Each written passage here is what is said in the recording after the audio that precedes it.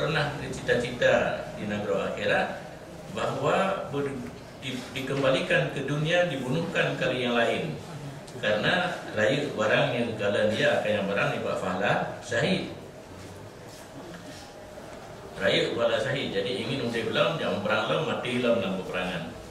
Dan bahawa sungguh syuhada pernah bercita-cita kalau adalah mereka itu ulama. Nah, tak merupakan kan?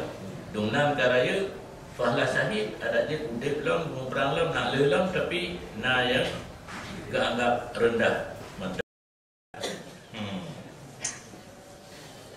Faidan, maka ketika itu seluruh pelosok alam, langit dan bumi itu medan orang arif. Nah, kerajin orang arif itu dua, bina ya tahu arduhas samawati wal ardh. Marifatnya dan tabuhnya tidak. Kan hanya di meeting juga atau dalam musalla tempat duduknya mantap kiraun mata bodohnya marifat orang arif. Yatabawa'u minhu haitsu yasha. Kiraun yatabawa'u raun arif medan orang arif, yatabawa'u minhu yang meraun orang arif libatnya aktar, seluruh aktar haitsu yasha, kemana dia hendak. Nyampe ayat Quran.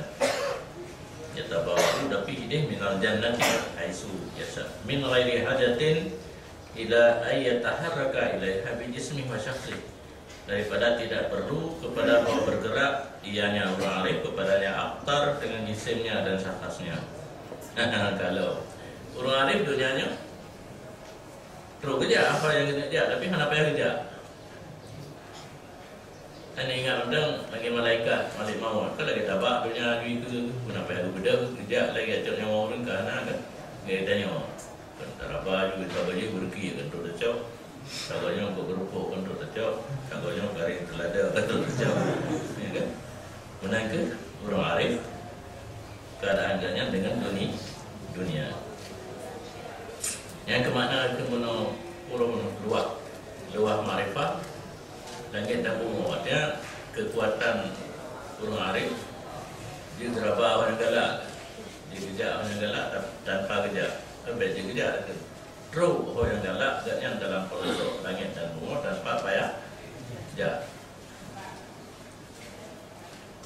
Ini kebun atau malam, ya kan? Berarti berarti pimpinan daerah mana payah belum tu, mana tak perlu no. Jawa tidak ada. Main leho gede, kaji le, main leho gede.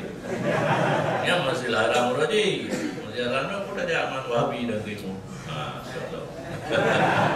Kerja muna, kerja apa?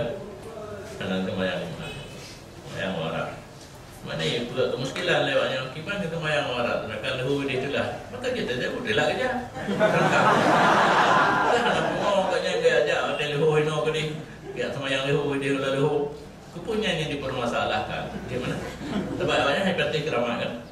Mana mungkin dunianya untuk langkah tahu.